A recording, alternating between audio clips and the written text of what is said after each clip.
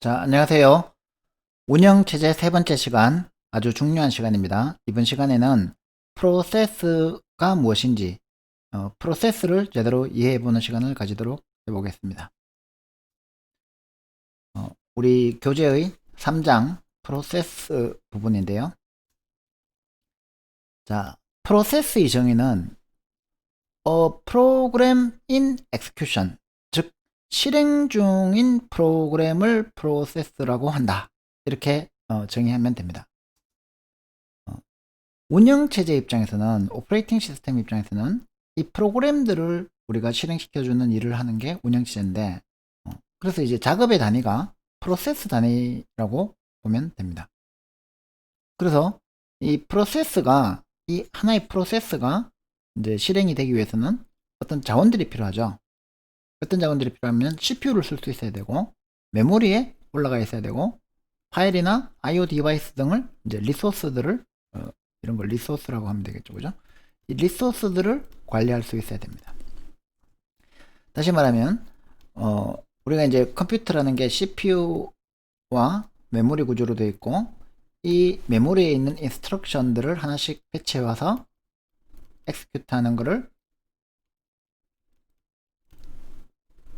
컴퓨터의 구조라고 했으면, 보통은 일반적으로 우리가 이제 프로그램을 작성을 하면 뭐 a.out이라는 파일이, 실행 파일이 생겼으면, 이 실행 파일이 하드디스크나 뭐 SSD에 저장이 되어 있겠죠, 그죠?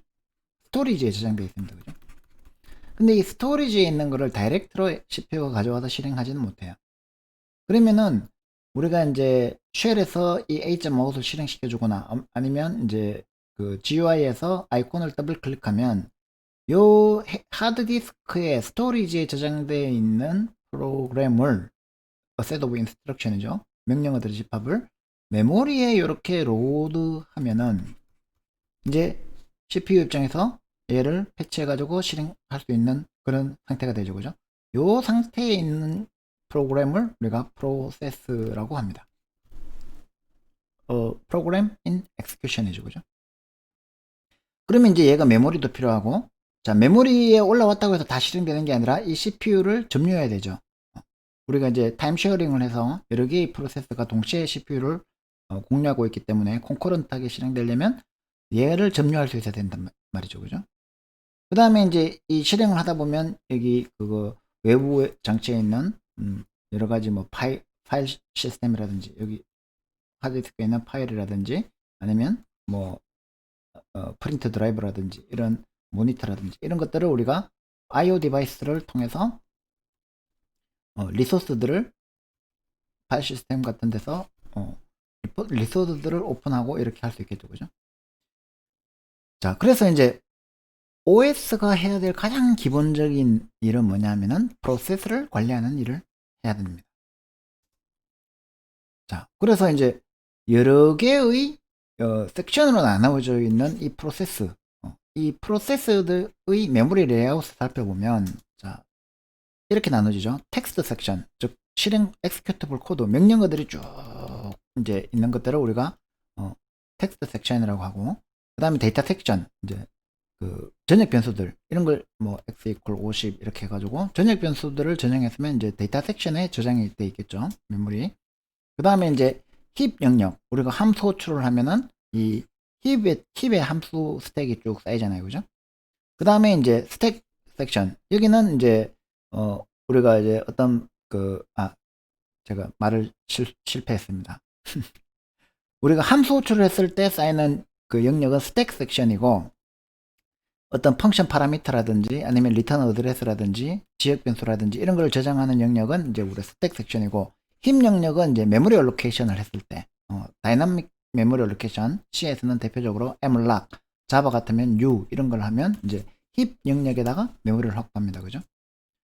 자, 그래서 이거를 이제 그림으로 그려보면 이제 0번지, 이걸 로지컬하게 0번지인 겁니다. 물리적으로 메모리 0번지가 아니라 어떤 프로그램이 시작하는 영역이 0번지고, 이 프로그램의 이제 최대 메모리 영역이 맥스라고 하면, 제일 먼저 이제 텍스트 섹션, 코드 섹션을 올리고, 그 다음에 데이터 섹션, 글로벌 베리어블, 그 다음에 이제 스택 영역은 위에서부터 이렇게 함수 호출을 쭉쭉 이렇게 쌓아오면 되겠죠. 그죠? 그리고 이제 힙 영역을 쭉 쌓아오다가 만약에 이제 이게 부족해지면 또 다른 메모리 영역을 할당받아서 더 늘리고 이렇게 하면 됩니다. 그죠? 자, 이런 식으로 이제 하나의 프로그램이 구성되어 있는데 이거를 이제 여러분들이 요 코드를 보고 이게 예를 들어서 main.c 파일이다. 그러면 이제 gcc 해서 main.c 하면은 이제 a.out 파일이 생기겠죠. 그죠? 요게 하나의 프로그램입니다. 그죠? 인스트럭션의 집합, a set of instruction인 프로그램인데 이 a.out이 메모리에 이렇게 로드 되면 이게 일종의 프로세스가 된다는 거죠. 그러면 이제 a.out에는 당연히 텍스트 섹션이 있겠죠. 그 다음에 이제 데이터 섹션이 있겠죠. 그죠? 이니셜라이즈 데이터 섹션은 이니셜라이즈드 초기화되어 있는 거하고 초기화 안 되어 있는 거하고 또 구분되어 있습니다. 그 다음에 이제 킵 영역이 있고 이제 스택 영역이 있고 아규먼트 카운트하고 아규먼트 벡터 같은 이제 메인 함수에 남겨주는 우리 쉘 커맨드에서 뒤에 파라미터로 주는 그런 값들이 또 여기 저장되어 있겠죠. 그래서 예를 들어서 이제 x는 uninitialized죠, 그죠? 그러니까 uninitialized 데이터 영역에 이렇게 x는 이렇게 해가지고 뭔가 이 쓰레기 값이 들어가 있겠죠, 그죠? 그 다음에 y는 15 이렇게 초기화됐으니까 컴파일러 입장에서는 y는 해가지고 여기는 15라는 값을 딱 줘놓겠죠. 초기화된 데이터. 그 다음에 이제 아규먼트 카운트하고 아규먼트 벡터도 메모리에 어디 저장돼야 되겠죠, 그죠? 만약에 우리가 a.out 15 22 하면 아규먼트 카운터가 2, 그 다음에 이 15하고 22 영역을 이렇게 확보해 가지고 넘겨주겠죠. 그죠? 그리고 이제 그 OS 입장에서 이 메인 함수를 호출을 하면 이 엔트리 포인트를 딱 넘어서서 메인 함수 딱 호출하면 이제 메인 함수가 스택에 딱 쌓이겠죠. 여기에 메인 함수가 스택에 쌓이면서 로컬 베리어블 그 다음에 밸류 values 그 다음에 i 이런 것들을 이제 이 메인 영역에 스택 영역에 확보를 합니다. 근데 이제 mlog을 하면은 mlog을 해서 이 values라는 인테저 포인트에다가 이렇게 할당을 해주면은 힙 영역에다가 요 5개라고 했으니까 5개의 메모리를 확보해서 이 values가 포인팅 하도록 해주죠. 그리고 이제 요런 실행 코드들은 요 텍스트 섹션에 쭉 있을 테니까 요 텍스트 섹션에 있는 명령어들을 쭉 실행해 주면 되겠죠. 그죠? 그리고 이제 리턴 제로 해가지고 끝나면은 이제 이 메인 함수가 운영체제한테 제어권을 다시 돌려줍니다. 요게 이제 하나의 컴퓨터 소스 코드고 컴퓨터 프로그램의 소스 코드고 이거를 a.out이라고 실행 컴파일을 하면 이게 프로그램이 되고 이 프로그램이 메모리에 이렇게 로드되는 요 컨피그레이션을 가지고 있는 것을 우리가 프로세스 즉 program in execution 실행 중인 프로그램을 우리가 프로세스라고 하고 OS는 이 프로세스를 관리하는 거죠. 자, 방금 얘기했던 거를 우리가 확인해 보고 싶으면 gcc 해서 main.c 이렇게 해서 사이즈라는 명령을 해서 a.out 해보면 텍스트 코드 영역의 사이즈가 이제 1603이 나오고 그 다음에 이제 데이터 섹션은 604가 나오고 이 604 이 중에서 BSS가 아마 initialize 데이터인가 그럴 거예요. 그래서 이렇게 이제 획값하고 이렇게 확인할 수가 있습니다. 자, 이제 그러면은 OS가 이 프로세스를 관리해야 된다는 걸 알았는데 어떻게 관리할 거냐는 거죠. 그러면은 이제 이 프로세스의 생명주기 라이프 사이클을 보면 5개의 스테이트를 갖고 있어요. New, Running, Waiting, Ready, Terminated. 이 5개의 생명주기 라이프 사이클을 이해를 하면 프로세스를 어떻게 관리해야 될지를 알 수가 있습니다. 자, 첫 번째 New. 막 이 프로세스가 탄생했는 created 생성된 상태를 우리가 new 상태라고 합시다. 그 다음에 이제 running이라는 상태는 뭐냐면 instructions are being executed 즉 내가 이 CPU를 딱 점유해 가지고 이 프로세스가 점유를 딱 해 가지고 이 프로세스의 명령어를 CPU에 로드 해가지고 실행하는 요 상태를 우리가 런닝 상태라고 해봅시다. 자, 근데 타임 쉐어링을 통해서 내가 이 CPU를 점유해가지고 쓰다가 다른 프로세스가 이 CPU를 이제 점유해가지고 쓰기 시작해요. 그러면은 이 CPU 입장에서 얘의 얘는 프로세스 1을 실행하고 있는 이 상태라면 프로세스 2의 상태는 뭐가 될까요? 얘는 웨이팅 상태가 돼요. 이제 아직 일이 안 끝났어요. 끝났으면 이제 터미네이티드 상태가 되는데, 안 끝났으면은 이 CPU 야가 다 쓰기를 기다리고 있는 거죠. 그죠? 그러면 이제 웨이팅 상태가 되는 거죠.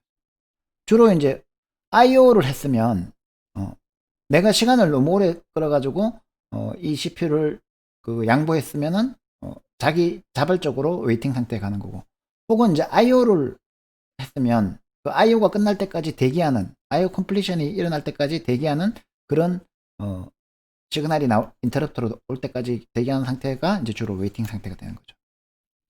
그 다음에 이제 레디 상태는 뭐냐면, 내가 IO 대기하고 있다가 IO 컴플리션을 대기하고 있다가 IO가 끝났다고 시그널이 왔어요. 그러면 이제 CPU를 바로 점유할 수 있느냐? 못하죠, 그죠? 그래서 이제 레디 큐에 가서 나 이제 점유할 준비가 다 됐어. CPU를 주면은 나 일할 거야. 이렇게 준비하고 있는 대기 상태를 우리가 레디 상태라고 해보자는 거죠. 그리고 이제 그 모든 것을 이제 다 끝내고 이렇게 종료한 상태를 우리가 터미네이티드 상태라고 해보자는 거죠. 그러면 이 5개의 상태에 대해서 이런 상태 다이어그램이 나옵니다. 자, 내가 이제 처음에 좀 이따가 이제 배우겠지만 포크라는 시스템 콜을 통해서 새로운 프로세스 하나 만들어줘, 이렇게 OS에 서비스를 요청하면 그 만들어진 상태가 이제 new 상태가 되는 거죠. new 상태가 되면은 이제 CPU를 획득하기 위해서 내가 레디 상태가 돼야 돼. 이제 초기화해야 될 거 뭐 해주고, 그 다음에 이제 승인이 다 끝나면, 초기화 다 끝나면 이제 나는 대기하겠어. 그러면 이제 레디 큐에 딱 들어가서 나는 이제 그거 CPU 일할 준비가 다 됐어, 이렇게 얘기를 하는 거죠. 그러다가 이제 기회가 돌아서 CPU 스케줄링을 통해서 운영체제가 CPU를 이제 이 프로세스한테 주면 내가 이제 런닝 상태로 가는 거죠. 내가 CPU를 획득해서 일을 하고 있어요.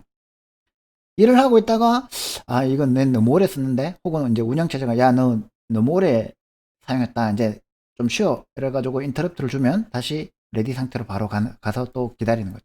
그 다음 걸 실행하기 위해서. 그러다가 이제 혹은 런닝하고 있다가 내가 어떤 IO를 해야 돼요. 메모리를 인풋을 처리하거나 아웃풋을 처리하거나 프린팅을 하거나 뭐 이런 IO를 해야 되면 운영체제 나락하기 전에 자발적으로 나가야 되죠. IO나 어떤 이벤트 웨이트가 있으면은 내가 좀 쉽게, 이때는 바로 다시 레디 큐로 가면 안 되죠. 왜냐하면 IO가 안 끝났으니까 IO를 할 동안은 내가 할 일이 없는 거예요. 그러면은 이제 웨이팅 큐로 가는 거예요. 웨이팅 큐. 얘도 이제 큐를 만들어줘야 되겠죠, 그죠? 웨이팅 큐에 딱 가서 대기하고 있다가 얘 입장에서는 이제 IO가 끝나면, IO 컴플리션이 되면 다시 그거 저거 CPU 주면 내 일할게, 이렇게 레디 상태로 다시 되돌아가는 거예요. 그러다가 이제 그 CPU 또 다시 CPU를 주면 OS가 런닝 상태로 다시 돌아가서 또 일을 하는 거죠. 그런 걸 우리가 디스패치라고 합니다. 디스패치. 스케줄러가 CPU를 디스패치 해준다. 그래서 스케줄러가 디스패치 했을 때 레디 큐에서 런닝 상태로 가는 거를 가게 되는 거죠. 그리고 이제 런닝 하다가 여러분들 엑시트 함수나 자바 같으면 시스템.엑시트 이런 함수를 호출하면 이제 명시적으로 내가 끝내버리겠다는 거죠. 혹은 그 메인 함수에서 리턴을 해버리거나 리턴 제로, 이렇게 해버리면은 런닝 상태에서 이제 터미네이터 상태로 다 끝났으니까 OS 입장에서는 얘는 볼일 다 보내니까 메모리도 회수하고 자원도 회수하고 다 회수하고 이제 없애버리면 되는 거죠. 그래서 요 프로세스 스테이트 다이어그램은 여러분들이 정확하게 이해를 하셔야 됩니다. 언제 레디 상태로 가고, 어떻게 런닝 상태로 가고, 이게 왜 웨이팅 큐로 가고 레디 큐로 다시 가야 되는지, 이런 것들을 곰곰이 살펴봐야 될 필요가 있습니다. 자, 그러면 이제 운영체제 개발자 입장에서 우리가 이제 이 프로세스를 그럼 어떻게 관리할 건데, 가장 좋은 방법은 프로세스 컨트롤 블록이라는 구조체를 하나 만드는 거죠. 스트럭트를 타입데프 해가지고 타입데프 스트럭트 pcb 이래가지고 이제 여기에다가 필요한 정보들을 다 집어넣는 거죠. 자바 같은 클래스를 만들어도 되고. 그래서 이 구조체 하나에다가 프로세스가 가져야 되는 모든 정보를 다 저장하자. 그게 이제 PCB, 프로세스 컨트롤 블럭이고, 혹은 이제 타스크 컨트롤 블럭, 그거, 이제 리눅스에서는 뭐 타스크라는 용어를 많이 썼으니까, 유닉스 계열에서는 TCB라고 하기도 하고, PCB라고 하기도 합니다. 자, 그래서 이제 각 프로세서가 가져야 될 정보, 그거를 운영체제 입장에서 이 PCB에다가 저장해 놓고 이 PCB를 가지고 프로세스를 핸들링 하자는 거죠. 그러면 이제 PCB가 가지고 있는 정보가 상당히 많아요. 그 중에서 우리가 이제 꼭 알아야 될 게 얘가 어떤 상태에 있느냐, new 상태냐, 아니면 러닝 상태냐, 아니면 웨이팅 상태냐, 혹은 레디 큐에 있는 상태냐. 뭐 터미네이트 됐으면 끝이니까 상관없겠고. 그래서 이 프로세스의 상태, 그 다음에 이제 프로그램 카운터 정보도 꼭 갖고 있어야 되죠. 자, PC, 프로그램 카운터는 뭐죠? 우리가 인스트럭션 레지스터라는 거 지난 시간에 했잖아요. 그죠? 메모리에 있는 요 명령어를 패치를 해야 돼요. 그죠? 그럼 요 메모리, 어디에 있는 메모리를 가져와야 된다는 겁니까? 요 프로그램 카운터 레지스터에 있는 메모리를, 요 번지에 해당되는 메모리를 항상 패치해 오는 거죠. 그러면은 이제 프로그램 카운터를 여기에서 이제 뭐 0x, ff, fe 뭐 요런 번지가 있으면 여기 0x, ff, fe 번지에서 명령어를 가져오는데 요거를 1 증가시키면, 혹은 이제 인스트럭션 그거 길이만큼 증가를 시키면 그 다음 명령어를 또 가져오겠죠. 그 다음 명령어를 또 가져오고, 그럼 순차적으로 쭉 진행되겠죠. 만약에 고투를 하고 싶으면, 점프를 하고 싶으면 함수 호출이나 아니면 if문이나 아니면 for문 같은 것 때문에 이렇게 되돌아가거나 붕괴하거나 함수로 이동하고 싶으면 요 프로그램 카운트를 갑자기 이제 0x 뭐 89f4 뭐 이런 쪽으로 가면 이제 0x 89f4 이쪽으로 점프를 할 수 있겠죠. 그죠? 그 정보를 가지고 있으니까 이 프로그램 카운터도 굉장히 중요한 정보죠. 그 다음에 인스트럭션 레지스터도 굉장히 중요한 정보. 이런 이제 모든 CPU 레지스터들, 여기는 인스트럭션 레지스터도 포함되어 있고 데이터 레지스터도 포함되어 있겠죠. 그죠? CPU 안에 있는 레지스터들, 이거 프로그램 카운터도 일종의 CPU 레지스터니까 포함해서 이 레지스터 정보들을 다 가지고 있어야 되죠. 그래서 이 프로그램 카운터나 CPU 레지스터라는 걸 뒤에서 한 번 더 나오겠지만 우리가 문맥, 컨텍스트라고 이해하시면 됩니다. 그 다음에 이제 스케줄링 인포메이션, 그 CPU를 주고받기 위해서 주거나 아니면 릴리즈하기 위해서 필요한 스케줄링 정보들. 그 다음에 뭐 메모리 관리 정보들, 내가 엠락을 했으면 얼마나 했고 뭐 이런 메모리 정보들. 그 다음에 계정 정보들, 어떤 유저가 그 크리에이션 했는 프로세스인지 이런 것들. 그 다음에 IO 스테이터스, 어떤 파일을 오픈했고 어떤 자원을 내가 오픈해 가지고 이제 락을 걸어놨는지, 그런 정보들을 또 다 가지고 있어야 됩니다. 그러면 이제 이런 정보들을 하나의 구조체 타입데프 해가지고 스트럭터로 이렇게 했는 요 구조체 하나를 프로세스 제로라면 이제 이런 정보가 하나 있고, 프로세스 1이 있고 프로세스 2가 있고, 이렇게 프로세스 n개의 프로세스가 돌고 있으면 n-1까지 있구나. n개의 프로세스가 돌고 있으면 이렇게 이 프로세스 컨트롤 블록 PCB들을 운영체제가 관리를 해줘야 된다는 거죠. 자, 그러면은 여기서 우리가 살펴본 프로세스는 프로그램이 실행 중인 프로그램인데 싱글 스레드 오브 엑스큐션을 가지죠. 이 스레드는 여기서 실타래라고 했잖아요. 그죠? 실타래. 실타래에서 실 풀면 이렇게 한 줄로 쭉 나오죠. 그러다가 if문이 있으면 점프를 쭉 해가지고 쭉 하고, 함수 호출하면 또 점프를 쭉 하고, 만약에 반복문이 있으면 쭉 되돌아가서 또 쭉 이렇게 반복문 돌다가 또 쭉 실행하고, 이렇게 이제 하나의 실타래 싱글 스레드 오브 엑스큐션을 하는 게 기본적인 프로세스입니다. 그죠?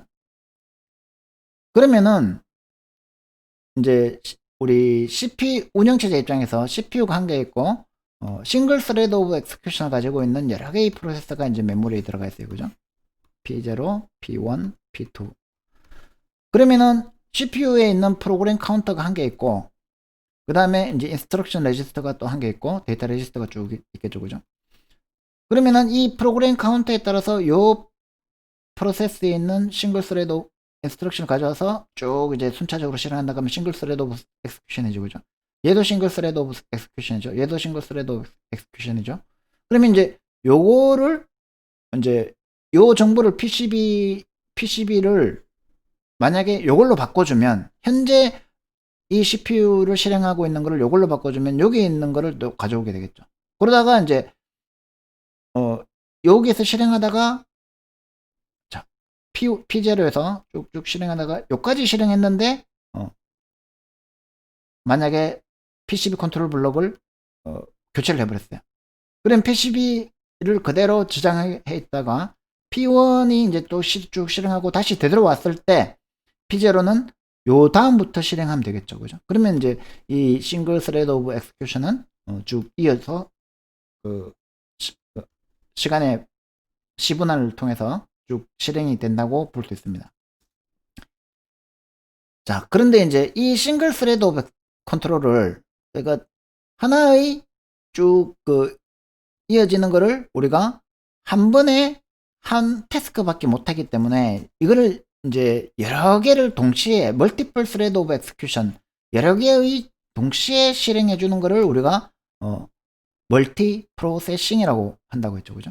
멀티타스킹, 멀티 프로세싱. 이 멀티타스킹과 멀티 프로세싱이 필요가 없다면 사실 운영체제라는 이름의 복잡한 소프트웨어가 필요가 없죠.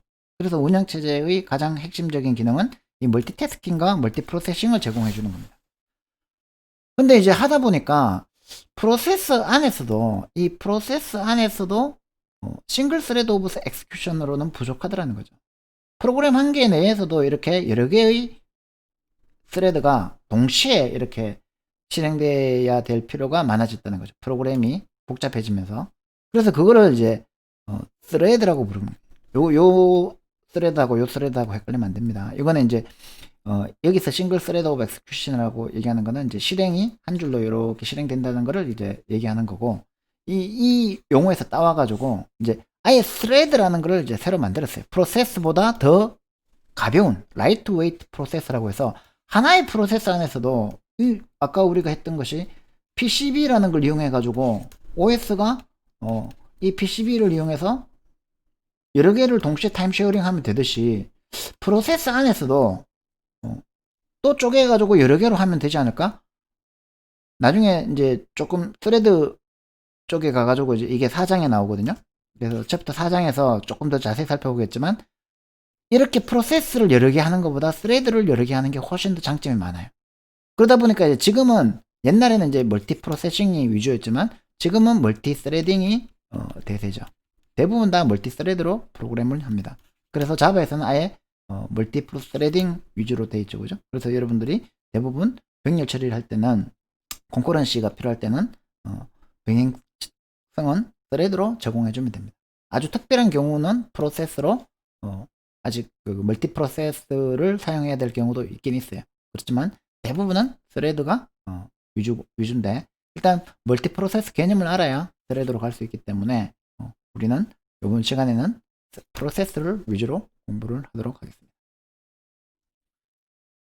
자, 그래서 이제 멀티 프로그래밍 혹은 멀티 프로세싱의 목적이 뭐였습니까? 동시에 여러 개의 프로세스를 실행시켜보자. 자, 이거를 이제 at the same time, 동시에, 그 다음에 simultaneously, 동시에, 혹은 concurrently, 동시에, 다 같은 말이에요. 근데 다른 말이 하나 있어요. 패럴렐하게. 병렬적으로. 요거는 이제 요 차이는 좀 이따가 다시 한번 살펴보겠습니다. 그 왜 하는데 CPU utilization, CPU 사용 효율을 우리가 맥시마이즈 시키자. 안 그러면 CPU는 논다니까요. 지금도 사실 컴퓨터의 CPU는 굉장히 널널합니다. 여러분도 우리 그거 CPU 사용량 보면 이게 CPU가 100까지 가면 뭔가 문제가 있는 거죠, 그죠? 여러 개의 프로그램 돌리고 있어도 항상 뭐 60, 뭐 50 이렇게 돌잖아요, 그죠? 마찬가지로 우리가 이제 타임 쉐어링을 하는 이유는 CPU의 처리 속도가 워낙 빠르다 보니까 이 CPU 코어를 혹은 CPU 프로세스를 멀티 프로세서 같으면 CPU 프로세스, 멀티 코어 같으면 CPU 코어를 프로세스 간에 아주 자주 스위치를 해서 변경을 해서 사용자 입장에서는 각 프로그램이 동시에 돌고 있는 것처럼 보이게 하자는 거죠. 실제로는 동시에 도는 거 아니에요, 그죠? 이게 타임이면 이 타임을 쉐어 해가지고 타임을 이렇게 쉐어 해가지고 이게 P0가 돌다가 P1이 돌다가 P2가 돌다가 다시 P0가 돌고 P1이 돌고 어떤 특정 타임 스냅샷을 찍었을 때 이건 이제 아이들이고 이러면은 요 특정 타임 슬롯에서는 CPU가 하나만 돌고 있지만 이렇게 P0, P0, P0, P0 이렇게 듬성듬성 CPU를 써도 우리가 사용자가 느끼기에는 얘가 계속 돌고 있는 것처럼 보인다는 거죠. 우리가 게임하고 있을 때 배경에다가 유튜브 띄워놓고 게임을 해도 CPU가 아주 빠르기 때문에 동시에 도는 것처럼 아무 문제 없이 쓸 수 있다는 거죠. 이런 거를 우리가 타임 쉐어링이라고 하고 그거를 이제 실행하기 위해서는 이 CPU를 어떻게 해야 됩니까? 스케줄링 해줘야 되죠. 그죠? 그래서 그 CPU를 스케줄링 하는 Q를 우리가 스케줄링 Q라고 부릅니다. Q는 뭔지 알죠? P4. First in, first out. 그죠? 먼저 들어온 놈이 먼저 나가는. 그래서 어떤 프로세스가 잘 생각해보면 CPU는 안 하기 때문에 바로 CPU를 획득하는 게 아니라 대기열에서 대기를 하고 있어야 되죠. 그죠? 여러 개의 프로세스가 있으니까 P0, P1, P3, P2 뭐 이런 식으로 대기열에서 대기하고 있다가 이제 그 CPU가 available 하면 그때 CPU를 획득하는 거예요. 요거를 우리가 ready queu라고 불러요. 저 링크 트리스트로 구현하면 되겠죠. 그러면은 이 ready queu에서 CPU가 사용이 끝나면 다시 ready queue 제일 뒤에 가서 줄 서면 되겠죠, 그죠? 근데 사용 바로 그 레디 상태, CPU를 획득한 상태가 런닝 상태죠, 그죠? 근데 런닝 상태에서 바로 레디 큐로 가는 경우도 있지만 웨이트 큐로 가는 경우, 웨이팅 상태로 가는 경우도 있죠. 그럼 웨이팅 상태는 뭔가 IO 컴플리션을 기다리고 있는 상태라 그랬잖아요, 그죠? 그러면 이제 IO 컴플리션을 해야 되는 그 IO 디바이스에 가서 웨이팅 큐가 이렇게 또 대기하고 있다가 끝나면 어디로 가야 되겠습니까? 런닝 상태로 가나요? 아니죠, 그죠? 레디 상태로 가야 되죠. 아까 스테이트 다이어그램이 왜 그렇게 됐는지 아시겠죠, 그죠? 그래가지고 이 레디 큐에서 이제 대기하고 있다가 CPU를 획득하고 만약에 IO가 있으면은 웨이팅 큐에 가가지고 대기하고 있어야 된다. 웨이팅 큐에서 나와서는 어디로 갑니까? 레디 큐로 가는 런닝으로 가지 않아요. 이제 실제 구현은 뭐 링크 트리스트 가지고 하면은 크게 어려운 건 아닙니다, 그죠? 그러면 이제 예를 들어서 이제 링크 트리스트로 구현하자면은 레디 큐는 이렇게 헤더와 테일이 있고 PCB 7번과 PCB 2번을 이렇게 링크 트리스트로 구현을 해주면 되죠. 아까 타입대표 했는 걸로. 그러면 이 링크 트리스트에서 만약에 이제 순차적으로 실행을 시켜준다 그러면 PCB 7번을 한테 CPU를 주고 그 다음에 PCB 7번이 이제 빠져나가고 그 다음에 또 이제 CPU가 available 하면 PCB 2번한테 주면 되죠, 그죠? 그리고 또 레디큐에 또 누가 들어오겠죠. 그 다음에 이제 웨이팅 큐는 얘들이 이제 웨이트 큐죠, 그죠? 웨이팅 큐는 여러 개가 있을 수 있죠. 왜냐하면 디바이스가 여러 개니까. 얘는 이제 마그네틱 테이프고 얘도 마이너 컨넥티브. 이거 디스크 IO를 기다리고, 이건 터미널 IO를 기다리고. 이렇게 이제 디스크 IO를 기다리고 있는 놈들을 또 3번, 이거 몇 번이고? 3번, 14번, 6번. 그 다음에 이제 PCB 5번 프로세스는 터미널 IO를 기다리고 있고. 이렇게 이제 두 개의 큐, 레디 큐와 웨이팅 큐를 이용을 하면은 우리가 CPU 스케줄링도 충분히 할 수 있다, 그죠? 레디 큐, 웨이팅 큐. 자, 그런데 이제 이 큐잉을 어떻게 하느냐면은 이 프로세스 스케줄링을 하기 위해서 이 레디 큐에 있는 것들이 CPU를 획득했다가 이제 끝나면 다시 레디 큐로 들어가는 경우도 있고, 그 다음에 IO 리퀘스트가 오면 이 IO 큐에 들어갔다가 IO가 끝나고 나면 다시 레디 큐에 들어간다. 그 다음에 이제 자세히 보시면 요 타임 슬라이스가 익스파이어 됐을 때 그때는 뭔가 기다릴 게 없으니까 바로 레디 큐에 들어가면 되죠, 그죠? 아까 얘기했던 대로. 그 다음에 이제 또 CPU가 포크를 했을 때 이때는 어떤 상태가 됩니까? 차일드를 포크하면 이게 뉴 상태가 되는 거죠. 새로운 상태가 됐기 때문에 이 새로운 차일드 큐가 어디에 들어갑니까? 차일드 프로세스가 어디로 들어갑니까? 레디 큐에 이제 들어가는 거죠. 그 다음에 어떤 인터럽트를 기다리고 있을 때도 마찬가지로 인터럽트가 발생하면 그때 레디 큐로 들어갑니다. IO하고 비슷하다고 보시면. 자, 요 큐잉 다이어그램을 이제 이해하면은 아까 그 스테이트 다이어그램하고 큐잉 다이어그램하고 연결해서 충분히 프로세스의 상태가 어떻게 변하는지 이해가 되실 거고요. 그때 이제 이 컨텍스트 스위치, 문맥을 교환하는 일을 또 OS가 해줘야 된다는 거죠. 그래서 아까 컨텍스트가 뭐라고 했습니까? 이 컨텍스트라는 거는, 문맥이라는 거는 프로세스 입장에서 이 프로세스가 사용되고 있는 상태를 컨텍스트라고 볼 수 있는데 그 상태가 다 어디에 저장되어 있어요? PCB에 저장됩니다. 그래서 이 문맥 교환을 할 때 이 문맥은 운영체제 입장에서는 PCB 정보를 우리가 문맥이라고 보면 되는 거예요. 그래서 어떤 인터럽트가 일어났을 때 우리가 이 문맥, 커런트 컨텍스트를 저장을 해놓고 만약에 이 런닝하고 있는 프로세스는 CPU를 획득하고 있잖아요, 그죠? 그 상태를 딱 저장해 놓고, 이 상태 저장할 때 제일 중요한 게 뭐죠? 프로그램 카운터죠, 그죠? 어디까지 실행했는지. 그 다음에 다시 리줌 될 때, CPU를 다시 획득했을 때, 레디 큐에가 있다가 CPU를 런닝 상태로 획득했을 때, 그때 리스토어를 하면 되죠. 저장해 놓은 컨텍스트를.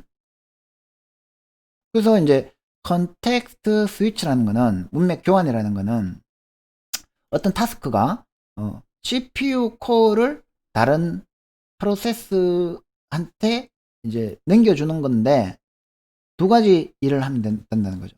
현재 프로세스의 스테이트를, PCB를, 문맥을 저장하고 이제 새로 프로세스를 획득할 그 프로세스의 스테이트를, PCB를, 문맥을 리스토어, 복원하면 된다. 이걸 문맥 교환, 컨텍스트 스위치라고 합니다. 그러면 이제 예를 들어서 프로세스 P0하고 프로세스 P1이 이제 그 문맥 교환을 한다고 생각을 해봐요. OS 입장에서는 이제 이 프로세스 P0가 현재 엑스큐팅 하고 있습니다, 그죠? 자, 그러면은 인터럽트를 발생시켜요. 타임 익스파이어가 됐다거나 뭐 이런 이제 그 IO가 발생했다거나 해가지고 인터럽트를 발생시키면 PCB0의 스테이트를 세이브하죠. 그리고 PCB1의 스테이트를 릴로드하죠. 리스토어하면 이제 제어권이 프로세스 P1한테 넘어간 거죠, 그죠? 그 다음에 이제 프로세스 P1이 쭉 실행하다가 뭐 또 IO가 발생하거나 아니면 타임 익스파이어가 발생하면 다시 이제 인터럽트를 걸죠. 그러면 CPU OS가 이 PCB1에 이 점유하고 있는 이 PCB1의 스테이트를 세이브하고 그 다음에 아까 여기서 저장해놨던 여기서 저장해놨던 이 PCB 정보를 리스토어, 복원을 해주면 이제 다시 또 실행하죠. 그러면 이제 얘 입장에서 쭉 실행하다가 이 상태에 이제 아이들 상태에 있다가 계속 이제 이어서 계속 실행하게 되는 거죠. 이런 과정을 우리가 컨텍스트 스위치, 문맥 교환이라고 부르는 겁니다. 자, 그래서 이제 여러분들이 타임 쉐어링, 멀티 프로세싱이 결국 OS 스케줄러에 의해 가지고 문맥 교환으로 이루어진다는 건 이해했어요, 그죠?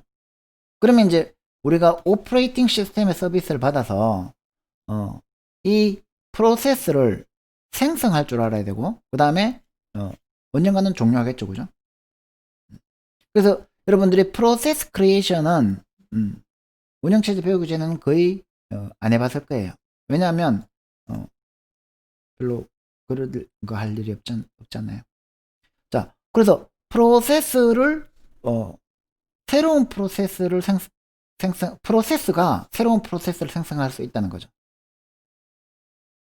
그러면은 운영체제 입장에서는 수시로 뭐 여러분들 A.out 실행하거나 아니면 아이콘 더블 클릭하면 수시로 생성하고 종료하지만 우리는 그런 거 다 해준다고 생각하고 프로그램만 짰지 새로운 프로세스를 만들어서 실행할 생각은 잘 안 해봤을 거라는 거죠. 그러면 이제 새로운 프로세스를 한번 만들어 봅시다. creating process. 그 프로세스를 만드는 프로세스를 우리가 parent 프로세스라고 하자는 거죠. 부모 프로세스. 그 다음에 우리가 만드는 그 프로세스를 child 프로세스, 자식 프로세스라고 해보자는 거죠. 어떻게 만들면 되느냐? 이제 포크로 만들면 돼요. 포크라는 시스템 코어를 이용해서 운영체제의 서비스를 이용해서 만들면 되는데, 자, 그러면 이제 운영체제가 딱 실행이 되고 나면 이런 프로세스들을 만들 수 있는 첫 번째 프로세스가 필요하죠. init 프로세스가 있어서 이 init 프로세스가 PID, 프로세스 ID가 1이면 얘가 이제 또 로그인을 받을 수 있는 로그인 프로세스 혹은 K-thread-D, thread 관리라는 thread 데몬 프로세스, SSHD, 식교 소켓 텔넷 이런 것들을 받아들일 수 있는 프로세스를 생성하고, 이 로그인을 하면은 얘가 이제 배시쉘을 띄워가지고 CLI를 띄워주죠. 그러면 이제 PS 하면 프로세스 커맨드, 그 다음에 Emacs를 실행하면 Emacs 커맨드, Khelper, PD 플러시, SHT 데몬, TC 쉘, 뭐 혹은 여기서 이제 쭉 해가지고 만약에 KDE를 띄우면 이제 GUI가 떠가지고 이 GUI가 또 관리해줘. 이런 프로세스의 트리 관계가 성립을 한다는 거죠. 자, 그러면 이제 실행할 때 보면 두 개의 가능성이 있어요. 어떻게 실행하느냐 하면 페어런트가 자식을 이 페어런트가 있고 차일드를 포크해요. 실행시켰어요. 그리고 나서 지도 계속 실행하고 자식도 계속 실행해주는 이렇게 콘커런트하게 실행되는 이런 상태가 될 수도 있고, 이게 이제 P0고 이게 P1이면 P0하고 P1이 이제 콘커런트 프로세싱 상태가 되는 거죠. 타임을 CPU를 쉐어하면서, 혹은 웨이트하는 상태가 될 수 있다는 거죠.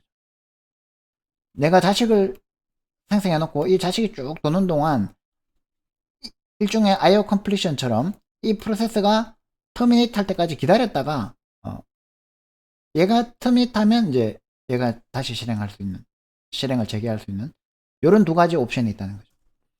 그러면 이제 어드레스 스페이스 측면에서도 또 두 가지 방법이 있는 거예요.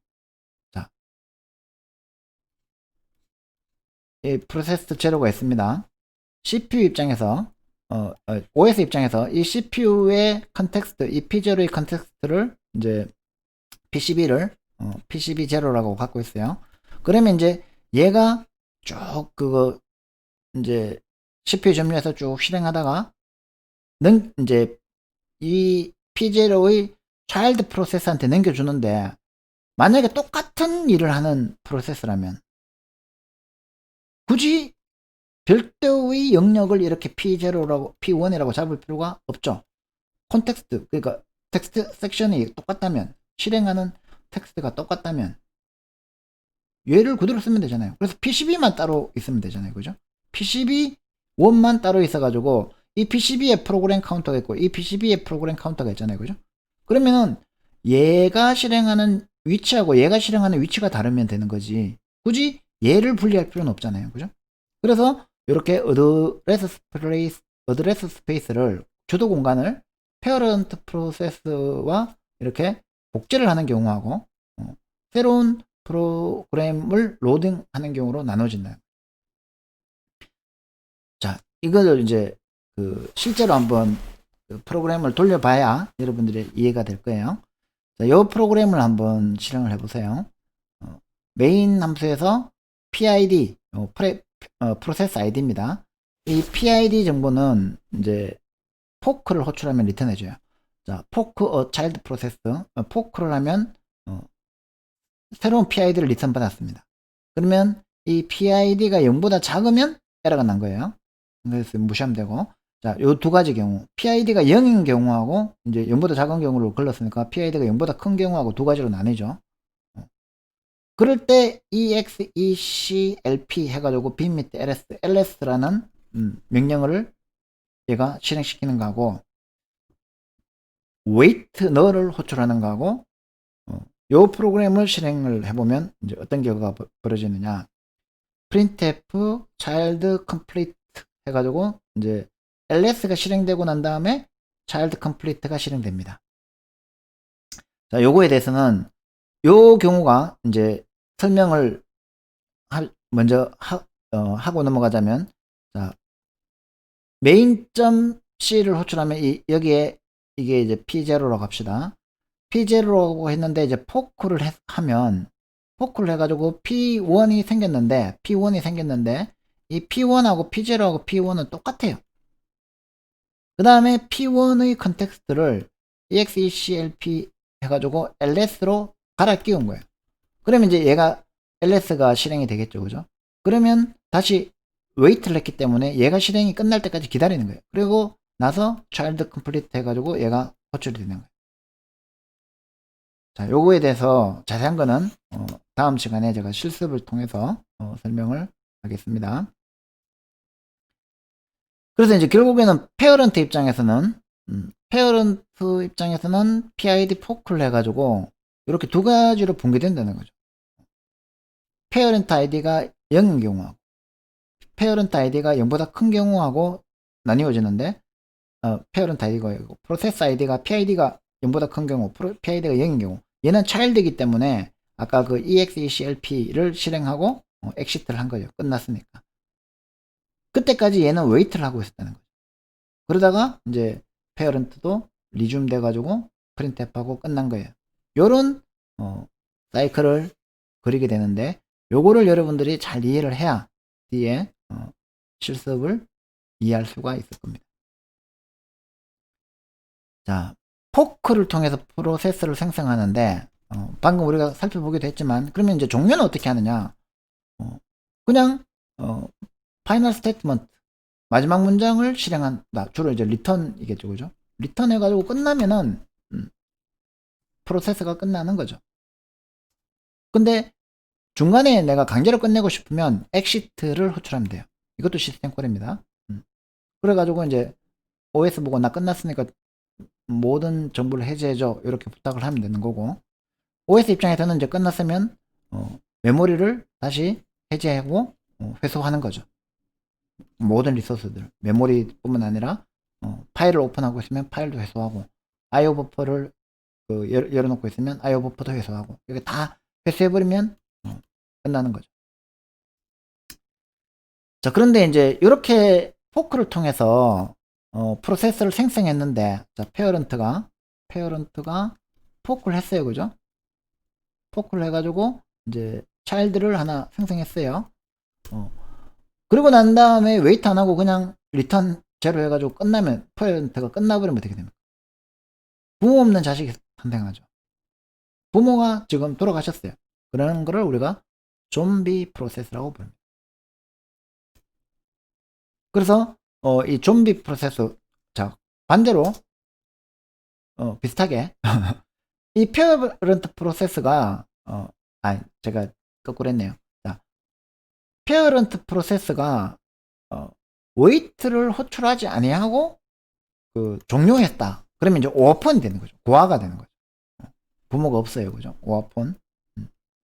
근데 부모가 이제 돌아가시진 않았는데, 신경을 안 쓰는 거예요. 그게 이제 좀비죠. 신경을 안 쓰고, 웨이트를 호출 안 하고, 이제 그냥 부모는 부모 일을 계속 하고 있는 거예요. 그러면 이제 얘는 그냥, 이제, 좀비처럼 남아있는 거죠. 이런 경우들을 이제 주로 이제 데몬 프로세스, 백그라운드 프로세스, 뭐 이런 것들을 만들 때, 주로 많이 활용을 합니다.